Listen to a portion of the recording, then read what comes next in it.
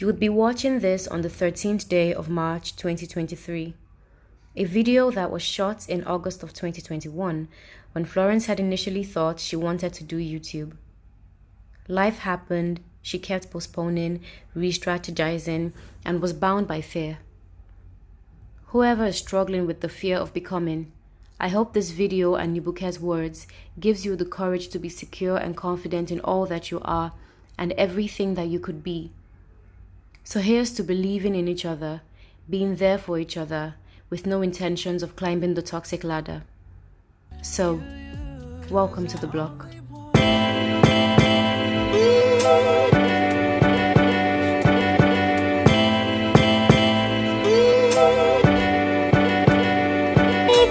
Nubuke is, because if someone asked me to describe Nubuke, I would say she's just confident, like she's really confident.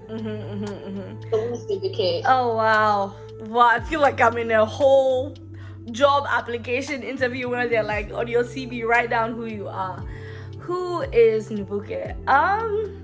I think that I am somebody who's just trying to figure it out, and parts of that has been documented on the internet, and so in this stage of my life, that looks like me creating YouTube content on honestly anything that I find really fun to do, something that's exciting. And so yeah, I'd say that's what Nubuke is, or that's who she is, just somebody trying to figure life out the best that she can.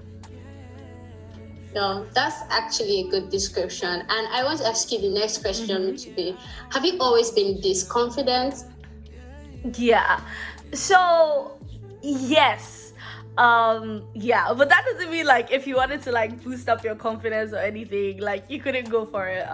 Because I have so many friends that did like a full 360. They were shy when they were younger, and now suddenly they're confident. But in my case, when I was younger, that kind of manifested itself in either me being too talkative in class. I always used to get in trouble, me not being really interested in, certain areas of school, but more being interested in like break times, because then there's with people and all of these different activities, and me being annoying. I remember being called annoying a lot.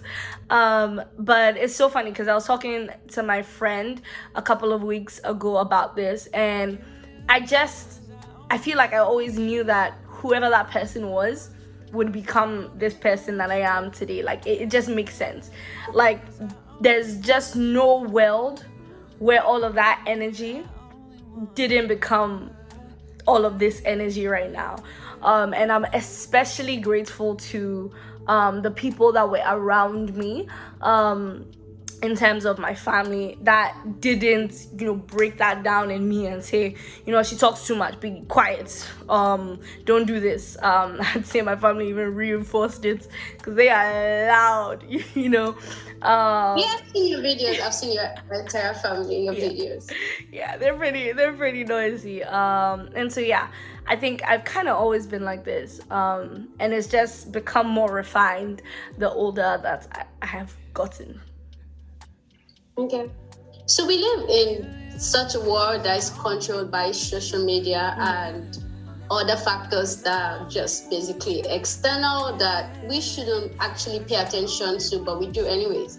So people could mistake your confidence for other things or other words. They could call you different things, like, oh, maybe she's just been like loud, or she's been this, she's been that, or she's trying to project that she doesn't think she's not it.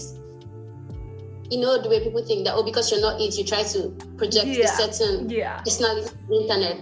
How do you deal with the tension between processing the confidence to stop your flaws from defining you and the humility to work on those flaws? Yeah. Oh, this is good. I think number one is by having good enough people around you who see what you are going to become. I remember Bishop T.D. Jakes in the first, it wasn't the first book he released, it was Saul. I think it was. Yeah, I remember the series he had with Pastor Stephen. Exactly. So the series that he had with Pastor Stephen, I think it was for the book. So, I hope so. Fingers crossed. But basically, they had this interview, and it was so good. It was just so good. It's called Build Your Vision from the Ground Up. Yeah, that's what it's called. Yeah. Amazing. Because I feel like once a year I have to watch it. It's so good. Like, that man is could go on a rant. But essentially, in that, he was talking about how his granddaughter, there was some time the lights were out, but they wanted to take a picture. She was like, she went to go look for the torchlights that was hidden under the pew, and she was like, and they were like, baby, don't you want to come take the picture? She was like, no, I'll hold the light. And he was like, that is leadership. That right there, somebody who said that. She's like, do you want to take the picture? She's like, no, I'll rather hold the light so that other people can take the picture. I think about that a lot, because I think that a lot of people and a lot of times in my life have been able to carry a vision that I haven't necessarily been able to see. And that belief in who I am. My mom is always saying it, that I'll be great. That's her favorite kind of phrase to tell me. I have so many people around me who just see one video and be so like, they're calling me. They're like, I had like some auntie. I have never met her, but she's my mom's friend. She saw my video. She's all of a sudden really excited, texting my mom. You have all of these people that see this potential, speaking life to you. Exactly, are speaking life into me on a regular basis. And I think that affirmation is fantastic. I think that affirmation, it really does kind of remind you that you're doing something that's right. So if somebody else is coming up to me and they're saying you're loud, you're lying. Like, you're actually lying, because if 5 people that are my family, so not necessarily 5 strangers, if 5 people from my family are telling me that I am great and are telling me that if I work hard, this is what I'm going to be accomplishing, it's not going to be you, some stranger. I have no idea who you are. Even those like extended relatives. I can't think of an example right now, but even like, this could happen to anybody. So anybody who isn't in your inner circle that tells you, let's say there's some auntie I've never seen before, come tell me that I'm loud. I'm not gonna listen to you, because I have my mother that's telling me that I'm not. I think also just, it's so big, because I think that the older that I get, and I've said this a couple of times, I'm realizing that I had a different upbringing to the people, like to my friends. If I wanted to do something, I could do something. Like, there was never a, oh, you can't do this because, I don't know, you need like the cliche career. So, I mean, my whole life, I've done drama, I've done dancing, I've done singing, I've done this. I was allowed to go to sleep. Auditions. I know you went for like some show like that. I saw it on YouTube. So I've done a couple of auditions. I did Lion King audition twice for the Broadway. I didn't get there. I was gonna do another one. When was I gonna do another one? Before COVID hit, so last year. So that's my thing. I want to go for Lion King Broadway auditions every year till I get it. Fingers crossed. We've done 2 years, so we need to keep going. But yeah, like, I don't know. So I feel like that is a big thing. I don't know how good I am though at like taking criticism as well as I should, like positive criticism, because when you don't have it from the right spaces, it can be very damaging to take that in. And so I think for me, that's like my biggest mission right now, to say that what does positive criticism look like? For me, I'm actually low-key looking for a manager, because I feel like if I'm having a manager and I have somebody who has my best interest at heart.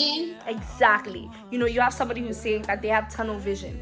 That means that I don't need to listen to all the feedback that I get, all of these things. So I'd say I'm rather on the more selective side of what I take in. Something I love to do is to mute people on Instagram. So let's say you're following somebody's your friend, but I was actually watching a YouTube video by this YouTuber called Lauren Geraldo, who was very honest, and she said, you know what, there's this amazing person on Instagram. I can't follow him. I think her name is Madison Beer. She's like, I can't follow Madison Beer on Instagram, because if I follow Madison Beer on Instagram, I'm constantly comparing myself to her. Me, I can't follow Kylie Jenner on Instagram. Once in a while I'll peep, because I think Kylie's so creative and she's so smart, but I know that if I'm constantly seeing Kylie's pictures, I'm like, oh my god, like I need to be Kylie. So Kylie's like one person I can't follow on Instagram. You know, I have a couple of people, depending on the season in my life, I'm muting them from my feed, because if I'm not feeling great, I don't want to be seeing people and feel like I'm not measuring up to a certain image, you know. And then other times I'm like, yo, this is dope, like give somebody congratulations because it's so nice and they're doing well, and you know, amen and thank God for that. So I feel like it's a combination of different efforts. I know I went on like a million different tangents, but yeah, I get what you're saying, because sometimes I feel like the things that it's like saying the soil you're sowing in. So if you like, what are you feeding your mind? Exactly. If you're on a page that is depressing you, you automatically start thinking that you're not you're not there yet, you're missing out. Like your mates are here and you're still here. Then you start asking God all these questions like, when it happened? Because I know, like for a fact, that sometimes when I see people post like really great stuff and other people cannot even say congratulations, but their question is, God, when? Learning that was not like a good way to say, oh, this is great, I want it too. But it's like God, it's like you start comparing yourself. Exactly. And you don't even know you're doing it. Exactly. And I don't necessarily think that's a bad thing, because I think we're all human, right? So if you see somebody's success, hopefully it's not because it's from a negative place that you don't want to see somebody succeed. If you're feeling some type of bad, maybe it's just because you feel like you should be further ahead. That's where things like social media breaks. That's where things like taking some time to yourself, that's where things like reading different books that talk about building your own craft are so important. Because then what happens is you're comparing your point B to somebody's point A. And I mean, people come with different gifts, people come with different grace. Sometimes you don't know people's story, which means that sometimes they could be miserable, they're posting it, or maybe sometimes they could be happy because they worked hard and they're there. You know, I think sometimes we try and like, oh, you know, you never know what anybody's going through, you know, so they're not happy with their success. Oh, you get out of here. They are very happy. They work hard to be there and they deserve to be there. So I think just like, I don't know, being in a safe space, you know, and yeah. So have you ever been bullied on social media? Oh, wow. Very good question. If I was, I probably haven't noticed it. I mean, people always like, sometimes you get comments. I love my friends and I love everybody, because I feel like there's some battles I don't need to fight. I remember somebody posted something, you know, I'm always trying to post my extra, so I have a rather large stomach. No shade, we're excited about it. And I think so I did like one of these belly. Can I ask you about that? Because I think the first time I knew who you were was when we had the combined e-group meeting, because I was on Micah's e-group.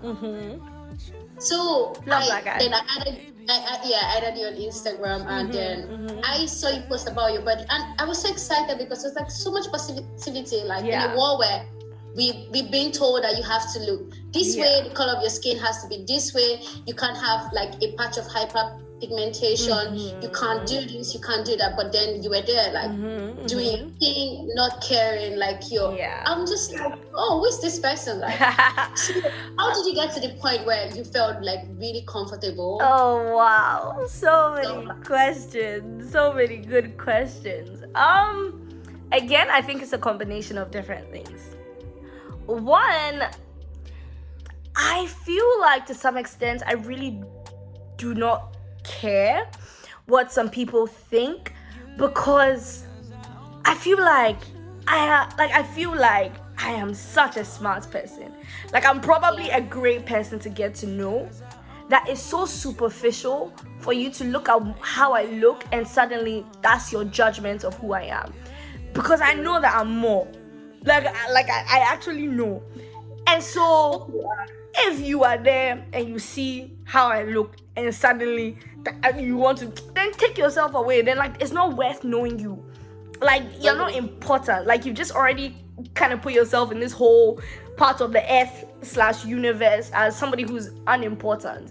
If your first instinct is to say that because of how I look, I don't measure up, and that's like where it will stop. I mean, everybody has their own different biases, and it's something that I'm constantly trying to kind of weed out of myself. If I look at somebody and I'm thinking they should be somebody else, that's bad. Those are things that I'm actively working on. So I think to some extent, I really don't care, because I feel like like there's so much about me. I just feel like I'm way cooler than that. On the other hand, I think I also challenge myself. There have been a couple of pictures where I'm like, you know what, I want to do this for myself. And it's okay if it's cringy. I can just close my eyes and I can just post this, because like, I want to do that for me. If I'm uncomfortable with posting a certain picture, I'm gonna do it, because I need to live in that bubble, in that space of fear. I need to challenge myself. I'd say that's one of the areas I challenge myself a lot. If I don't like something, then I sit with it. Actually, that's not true. This is the only area of my life I do that. Like, you don't catch me. It does not. Wow, I should really take my own advice. Anyway, yeah. So if there's something I don't like, picture-wise, I will challenge myself to post it. And then on the other hand, I think I've been doing small rebellious things. So I remember, this is like an image, some people, if you were in my high school during this season, you would remember, but I think it was my birthday and I just couldn't be bothered. I think my school had these little silly rules, like you can't wear a dress that's like above your knee, you need to tie your hair with this certain hairband, which I always thought was extremely silly. So one of the ways I would rebel is by my clothes combinations, because if I'm wearing clothes combinations, you can't tell me that it's too short, because it's actually not too short. So in Ghana, we wear something called kaba and slit. It's like, what is it? It's like one of the traditional wears, and I'm sure you'll look for a picture and put it on the screen for everybody to see. But I had the slit, which is the bottom, I really hope. So I have the slit part, which is like a skirt, like a long African print skirt to the bottom. I had Crocs on, I had some random top, and I just went, because I was like, okay, my school used to make you pray when it was like your birthday. Was it like a school? It was like a boarding school. It was a boarding school. I mean, we had church, but it wasn't a church school. Okay, yeah. So, but anyway, we used to pray before meals. So breakfast, lunch, dinner, I would say, for the meal we're about to receive, we thank you, O Lord. Amen. Exactly. Yeah. And so if it was your birthday, then they'd actually call you to the front of the MPH, which is like the big hall, and you would go and pray. And so for this part of my bed, I was like, I can't be bothered. And so I walked up with my cover and slip, my Crocs, feeling the best, and I did that. So I think that little things like that, those little rebellious moments have all led to this space. I don't have friends that particularly judge me and would say, so if they see some pictures, they'd be like, oh my God, what are you doing? No, I just feel like I'm just surrounded by people who just don't care. It's actually not that big of a deal. Like, there's so many more important things in the world. Like, there's people are starving, people are in poverty, people are in trouble, people have mental health issues, people have physical health issues, and your concern is a picture that I posted on the internet. Are you serious? Get out of here, yeah. So when did you move to the UK? For university. So I moved when I moved to the UK, so in 2018.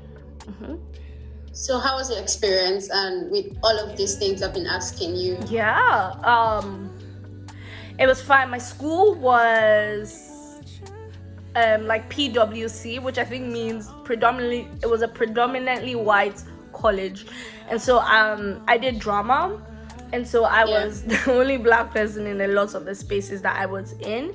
But so one of the things that I experienced a lot in my university was I felt like I was carrying kind of the extra baggage of race in a lot of the spaces that I was in. Some conversations I wanted to be a part of, because I was like, yes, let's talk about inclusion, let's talk about how we can open the school, blah, blah.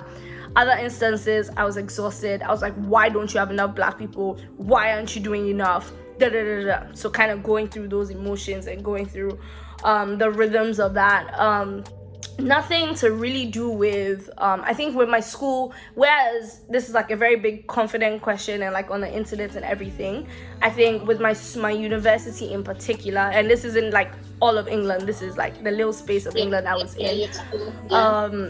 It was just like dealing with identity, because I had never had to be black before I was Nubuke. I was just always Nubuke, and then suddenly I was black Nubuke. So that was a big adjustment to kind of figure out that space.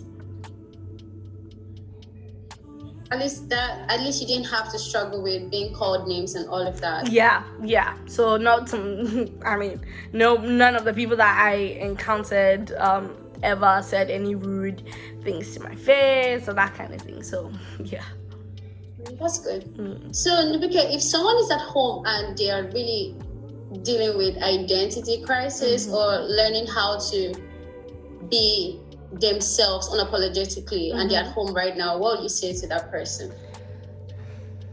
I would say if you wanted to figure out being unapologetically yourself, I'd say figure out who yourself is. I'm doing that now. Figuring out who yourself is doesn't have to be on social media. It really doesn't, so like it doesn't have to be, I'm now figuring myself, I have this deep moment, I need to post it with everybody. No, figuring yourself could be you're reading a book and you realize you actually really hate romance books, you actually like action and mystery books. That could be one way of figuring yourself out. Doing those personality tests and listening to podcasts, and that could be a way of figuring yourself out. Making friends, praying that God brings you people. I should do this. Listen, if I followed my own advice, the world would be such a better place. Praying. So do you think like being a Christian that is a practicing Christian that knows that her identity comes from God and all of that, do you think it plays a big role in like who you are and being in a church where you're loved and all of that? Being in a church that you are loved, knowing that you are loved at all times is extremely like such a blessing, and it's so powerful and it's so lovely. Because this was when I was on a lot of Elevation volunteer teams, and we used to have meetings. I just leave the meetings feeling like, oh my God, like I want to be a better person, because like I think for me it's how did I become part of something so big and beautiful, and you have all of these, it's just such a fantastic church. And so like just being in that space, so I definitely think being a Christian has impacted me in so many ways. Thank you so much for having this conversation with me. I love you. I admire you. And me too. You are amazing. Thank you. So, you guys, Nubuke has a YouTube channel that I'm going to post in the description box below. And yeah, she's amazing. I'll also leave her Instagram handle so you all can see how amazing this woman is. Nubuke, I love you. But is Nigerian jollof over Ghanaian jollof? Ugh, ew. Never. We'll have this fight another time. Okay. Bye. So, I'll see you. Bye. Okay.